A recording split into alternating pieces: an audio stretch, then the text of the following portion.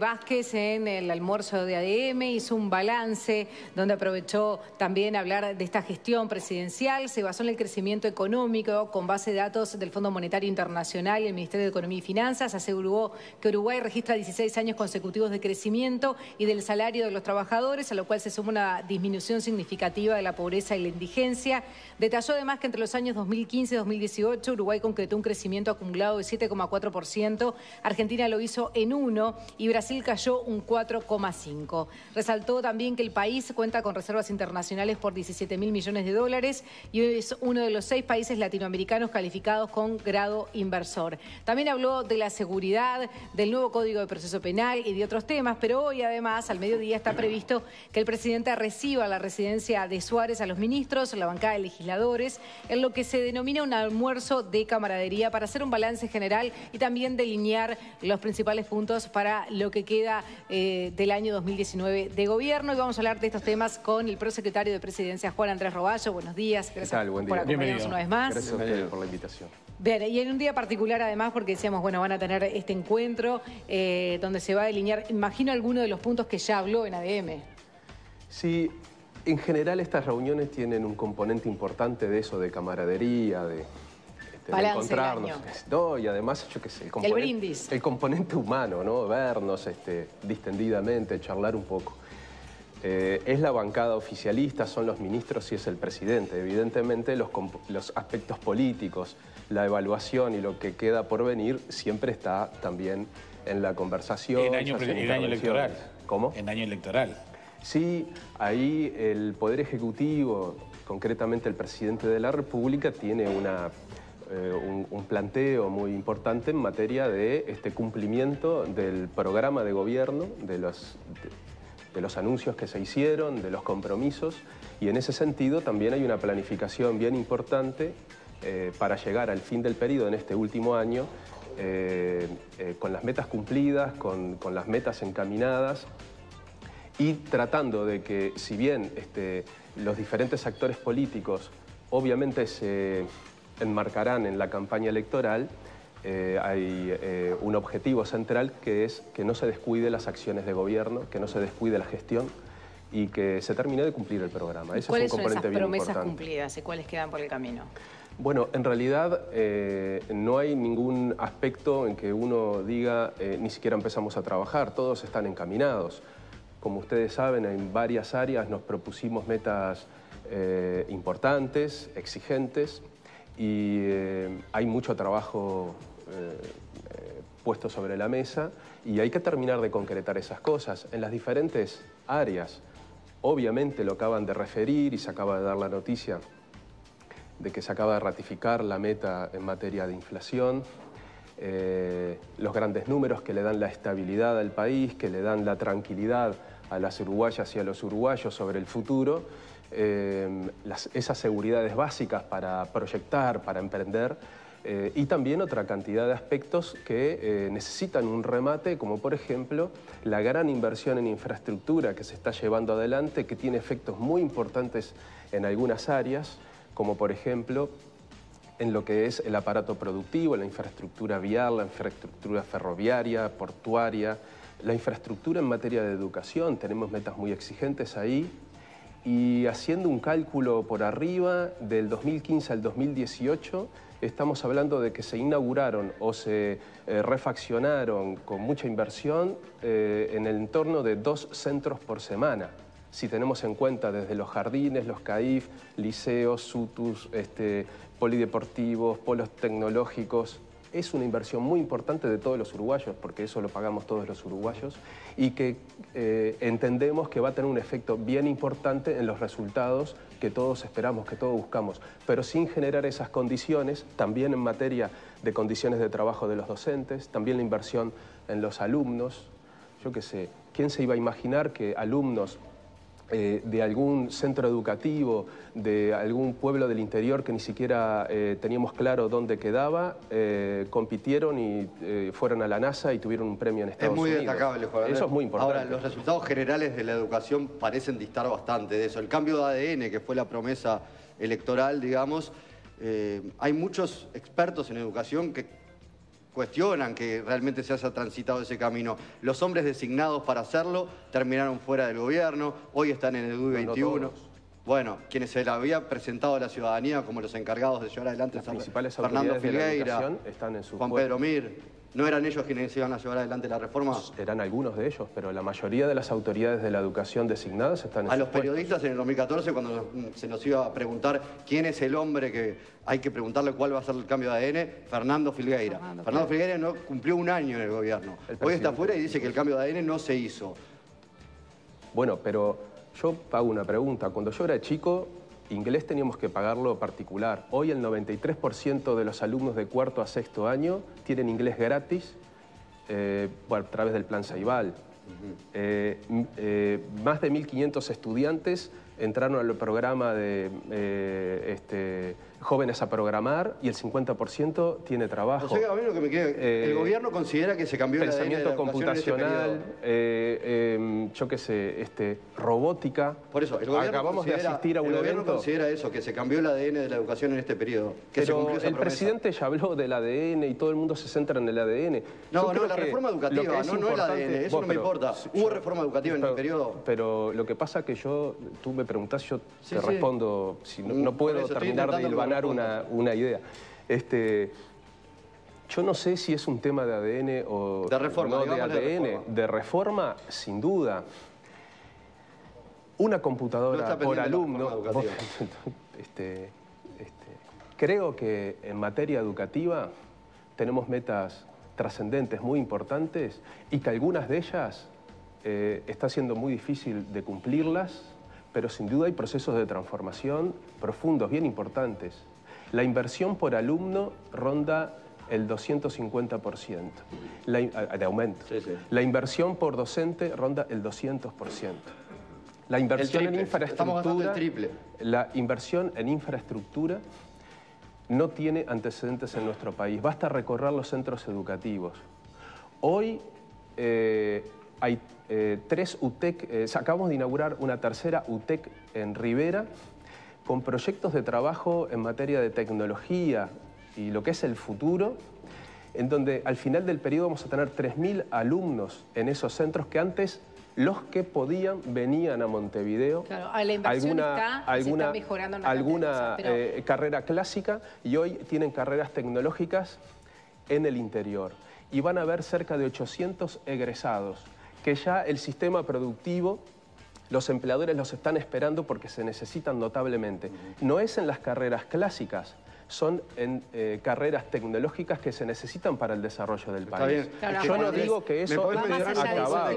Lo que digo es que hay un camino, hay un proyecto que tiene que dar sus resultados y se tiene que evaluar. Pero hay una reforma nunca van a escuchar de mí y creo que no se ha escuchado de ninguna autoridad que esté todo bien, que esté todo perfecto. Ahora, lo cierto es que uno recorre incluso los centros de educación en el interior o en los distintos barrios de Montevideo y no tienen nada que envidiarle, por ejemplo, al sistema privado. Sí, los son del ámbito No, público. claro, el tema son los resultados cuando se comparan. El Instituto de Evaluación Educativa ha comparado los resultados de los públicos y de los privados y de la porque no sé situación. a cuál...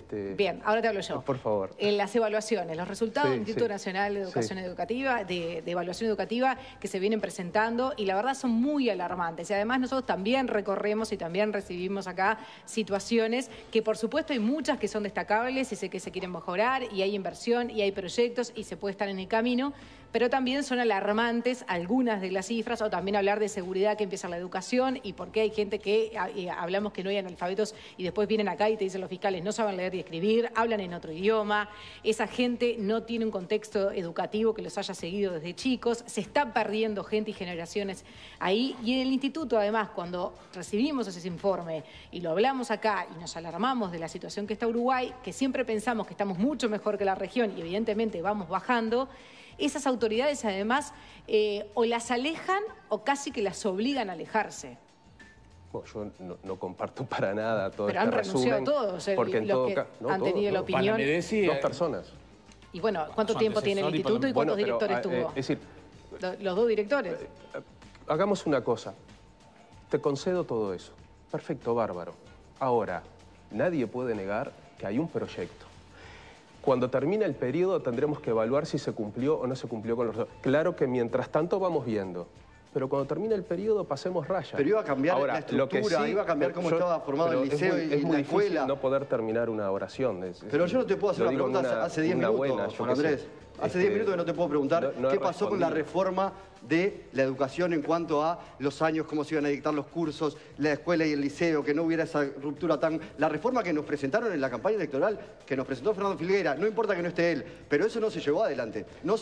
Veo una intención fuerte en centrarnos en Filgueira. No, te acabo de decir, no importa Filgueira, te estoy hablando de la reforma, Juan Andrés. Contestame una pregunta. Lo concedo todo. Una pregunta, contestame. Perfecto. Lo que estoy diciendo es que en materia educativa se requería una inversión muy importante. ¿Qué pasó con la reforma? Que se está haciendo. ¿Qué pasó con la reforma? Sí. La reforma está operando.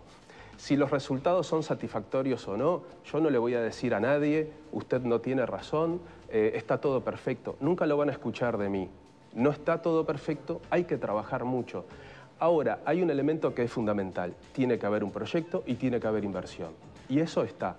Si da los resultados que esperábamos en los tiempos esperados, eso es algo que se tiene que ver o es algo que se tiene que evaluar continuamente y cada uno tiene su opinión o cada uno analiza la evidencia y está muy bien. Demorará muchos años se dan resultados, eso es la obvio. verdad es que nos reunimos con los, por ejemplo, con los decanos de las universidades privadas, los rectores, en su momento, y ellos estaban muy entusiasmados porque una de las cosas que estaban con mucha expectación y que nos decían que les generaba un desafío muy importante a la institución terciaria, es empezar a recibir a los estudiantes que habían sido incluidos en el plan Ceibal, que empezaban poco a poco a ingresar al sistema terciario y les generaba un desafío muy monumental porque son estudiantes que vienen con otra exigencia, con otras calificaciones, con otras capacidades y los desafiaba.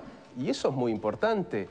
Hoy, en materia de educativa, pensamiento computacional, todo eso es un proceso que tiene que dar en algún momento resultado. Bueno, o podrá no dar ningún resultado, pero creo que lo que no se puede negar es que hay un proyecto que tiene sus dificultades, nadie lo niega, tiene sus dificultades, pero hay un proyecto, hay una gran inversión de todos los uruguayos, porque eso lo financiamos todos los uruguayos, y que nosotros creemos, tenemos la convicción de que va a empezar a dar resultados bien importantes. Ya está dando algunos resultados bien importantes.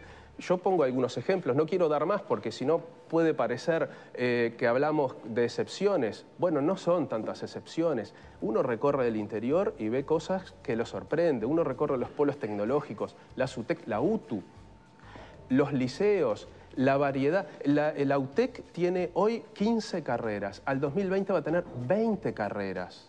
20 carreras que no son Derecho, Economía y Medicina, que era más o menos lo que teníamos más algún elemento más quienes optamos por una carrera terciaria en su momento.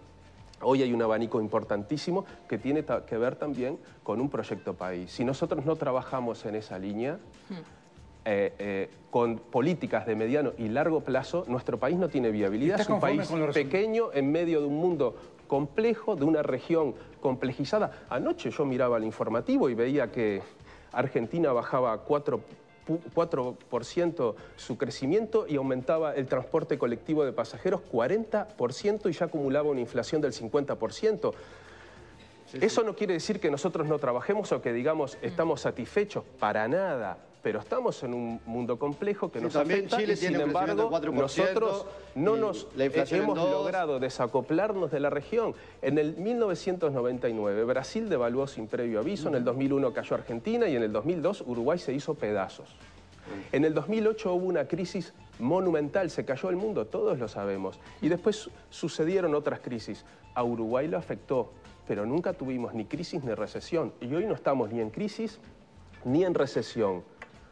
Cómo se ha tratado de expresar, parece que hasta se deseara esa situación. Y realmente uno se da cuenta, camina por la calle, no estamos y lo del 99 fue peor porque y que no hay nada para hacer. Obviamente, eso sería una cuestión soberbia o una cuestión tonta. pero sin duda que estamos en un marco, y uno lo ve porque cuando recibe la inmigración, cuando recibe las inversiones, en Argentina y en Brasil hay muchos más árboles y hay mucha más infraestructura que en Uruguay, pero UPM viene y quiere instalarse en Uruguay. ¿Por qué? No tenemos que preguntar esas cosas. Ahora, en materia educativa y que tiene que ver con las inversiones, Uruguay tiene la mayor cobertura de Internet a los precios más bajos y a la mayor velocidad de Latinoamérica y el Caribe. Eso es inversión y tiene que ver con estos otros componentes que luego tenemos la gran expectativa de que den sus resultados. Pero son cosas de mediano y largo plazo que evidentemente si no tendríamos que tomar medidas populistas, demagógicas, que buscan el efecto inmediato, pero que no tienen sostenibilidad a largo plazo. Y lo hemos visto en otros países esas cosas. Somos un país serio y creo que eso es algo que la gente valora y que quiere. Pero bueno, son proyectos que están sobre la mesa y que ahora viene un tiempo lindo en donde la gente va a tener digamos, la oferta en ese sentido de proyectos o de falta de proyectos o de proyectos conocidos y los que están a la vista para comparar, y ahí va a ser muy bueno y muy rico ese intercambio y ese trabajo, y el elector va a tener la libertad de decidir, uno de los puntos principales que siempre tiene que ver con educación, salud y seguridad. Sí, claro. Y hablabas de inversión y siempre se dice, bueno, la inversión que tuvieron en la policía en cuanto al equipamiento, y la mejora de salarios, no se ha logrado tampoco la promesa de campaña de las cifras. Bueno, queda un año todavía de trabajo. Hay compromisos concretos en la baja de determinados delitos, particularmente uno muy sentido, que es la rapiña. Quien sufre una rapiña o una situación de violencia, es difícil ir a decirle, bueno, pero invertimos y esperamos que haya... Esas situaciones son difíciles, todos las hemos vivido, o directamente en nuestros entornos familiares. Bueno, son de las cosas que hay que trabajar y analizar. Ahora, tenemos propuestas sobre la mesa que plantean la militarización de los centros urbanos. Yo pregunto, ¿qué pasa en los países en donde eso se pone en práctica? Como en Brasil, por ejemplo, que se mete a la policía militar y al ejército en una favela. Muchos muertos, violencia, ráfagas de ametralladoras, derribos en un helicóptero de la policía, y sigue todo igual. En Uruguay, gracias a la inversión, a la tecnología, a la inteligencia, a la capacitación de los funcionarios policiales, estamos desarticulando las principales bandas de narcotraficantes, se están desarticulando en serio, el Estado va a esas zonas, se instala no solo con el Ministerio del Interior, sino con el resto de los ministerios, porque es una acción social también, los desplaza, los que se les comprueba terminan presos y no hay ni un disparo, ni un herido. Ahora, eso creo que es un componente importante para evaluar y ahí está el resultado de una inversión. ¿Es suficiente? ¿Alcanza? ¿Nos exonera de las otras obligaciones? Para nada. No, pero digo, hay un camino, hay un proyecto bien diferente, porque nos tenemos que comparar con otros países. Sí, hay un proyecto que está perfecto y hay un proyecto planteado en nuestro país en ese sentido. Ahora, la promesa implicaba llevar las rapiñas a 14.000 y vamos a terminar el año en 28.000. Sí. ¿Vamos a estar lejos el año que viene o vamos a bajar a la mitad las rapiñas el año que viene? Bueno, yo no puedo hacer un pronóstico en ese sentido. Lo que sé es que hay un proyecto de trabajo... Bueno, pero ¿qué se le dice a la ciudadanía de que estamos en el doble? De una curva descendente nuevamente y que tenemos la expectativa de llegar a la meta. Ahora, esos son números, pero están las personas. Sí, los 28.000 rapiñados. Las personas que sufren las rapiñas, que requieren una atención mucho más humana, cercana, no simplemente... Nosotros no estamos... Claro que tenemos la obligación de mirar las gráficas, los objetivos, pero no es una tarea meramente burocrática. Nosotros tenemos trabajo permanente con las mesas de convivencia en estos lugares a donde vamos, que no es solo en los ámbitos de los sectores más carenciados, es en lugares también en donde no son sectores carenciados, porque el delito atraviesa todas las capas sociales y todas las franjas etarias. Es un mito y está mal que se estigmatice solo a determinadas zonas. Pero ahí se hace presente el Estado, no solo con la policía para desplazar al narcotráfico y al crimen organizado, sino que además se da una respuesta en vivienda, se da una respuesta en salud, se da una respuesta en espacios públicos, en volver a tomar el espacio público por parte de los ciudadanos.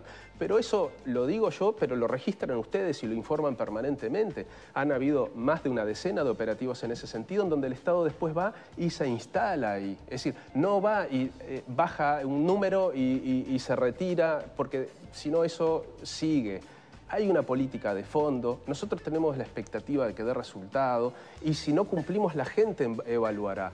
Pero vuelvo a repetir, hay un proyecto concreto, hay resultados concretos, hay que alcanzar otras metas mucho más exigentes y hay gran inversión en ese sentido. ¿Y por qué repito que hay inversión? Porque la inversión es lo que a todos los uruguayos de alguna manera nos implica en esas políticas. No es el gobierno solamente, es una inversión que hacemos todos los uruguayos y creemos que está dando algunos resultados en materia de convivencia, de paz, bien diferentes a lo que está pasando en países vecinos. Ni siquiera estamos hablando de la otra parte del mundo, estamos hablando de países vecinos. Uruguay tiene la posibilidad y la capacidad de construir, y lo está haciendo, una sociedad distinta, más humana, de mayor convivencia. Fíjense el tema del fútbol. Nos escandalizábamos porque veíamos una garrafa volando que podía haber matado a una o a dos personas, yo qué sé. Y hoy las familias están volviendo a los escenarios deportivos. Está bien, tú me podrás decir, no me importa porque el que rapiñaron... Está bien, ahora, creo que son de las cosas que muestran que hay una política atrás. Hay inversión en cámaras, en capacitación, en sistemas, el PADO, en tobilleras, que además tenemos el gran desafío en estas horas, estamos todos impactados por algunas noticias terribles, porque se siguen dando estas situaciones de femicidio, de violencia contra las mujeres. Bueno, hay un proyecto de trabajo que tiene que profundizarse, que tiene que dar sus resultados, que hay que revisarlo permanentemente. Otra cosa que es muy importante, nosotros no creemos para nada que los proyectos son acabados y que se cumpla y punto. No se decreta eso. Hay que trabajar permanentemente, van variando las circunstancias. El crimen organizado, por ejemplo, es un fenómeno en donde se trabaja, se aplica inteligencia, se aplica inversión. Veíamos hace poco en un barrio que los narcotraficantes tenían un circuito cerrado de cámaras y controlaban a los vecinos. Sí, bueno, se eliminó, esas cosas no pueden pasar en Uruguay. El problema de la violencia, y concretamente la violencia de género, es un fenómeno terrible, pero que está enquistado en nuestra sociedad lamentablemente, y si habrá que trabajar no solo en las medidas de represión a esa situación, sino y particularmente en la prevención y en la educación. Ayer escuchaba a una militante feminista que trabaja mucho en estas cosas, diciendo que tenía que incluirse incluso en la currícula una presencia mucho más importante de estas cuestiones. Yo opino lo mismo. Se remitió al Parlamento y se sancionó con todas las polémicas que generó una ley integral de género. ¿Alcanza con eso? No, hay que implementarla. Hay que destinar los recursos correspondientes que se está haciendo, pero no implica solo un tema de tener más tobilleras que se va a hacer, sino que implica también toda una cuestión vinculada a cómo nos manejamos los uruguayos, entre los uruguayos y particularmente con personas, por ejemplo, las mujeres, que claramente tanto en el ámbito laboral, en el ámbito de los estudios, en el ámbito empresarial, etcétera, sabemos que tiene condiciones más adversas que la de los hombres para crecer. Y eso es un tema de equidad. El sistema de cuidados, que poco se sabe, poco se ve, que requiere una gran inversión, tiene un componente de equidad también, porque ¿quién se dedicaba a los cuidados en los hogares? Básicamente las mujeres se posponían en los estudios, en el trabajo. Bueno, ahora con el sistema de cuidados podemos cumplir un triple objetivo. Que las personas tengan cuidadores especializados para poderse desarrollar mejor, las personas con discapacidad, que sea una opción laboral para quienes se forman en materia de cuidados, y también que un componente importante de la sociedad, una cantidad de personas, particularmente mujeres, puedan tener la posibilidad de acceder a los estudios, de trabajar si quieren, de tener esa libertad que no tenían hasta ahora. Bien. Quizás son cosas que de repente uno pueda decir, bueno, pero igual eso no tapa algunas violencias. Es que eso son también violencias que tenemos que corregir, que hacen a la construcción de la sociedad y que implican de nuevo política, proyecto e inversión. Y creo que ahí está una clave. Y luego nos tienen que evaluar y pasar raya. Y si no hay conformidad, se tendrán que tomar las decisiones que se tengan que tomar. pero lo que no se puede decir es que no hay proyecto, política, inversión y mucho trabajo. Eso está presente. Muchísimas gracias por Gracias, acompañarnos. Andrés. Feliz Hasta año. pronto. Feliz año. 11 minutos pasan de las 9.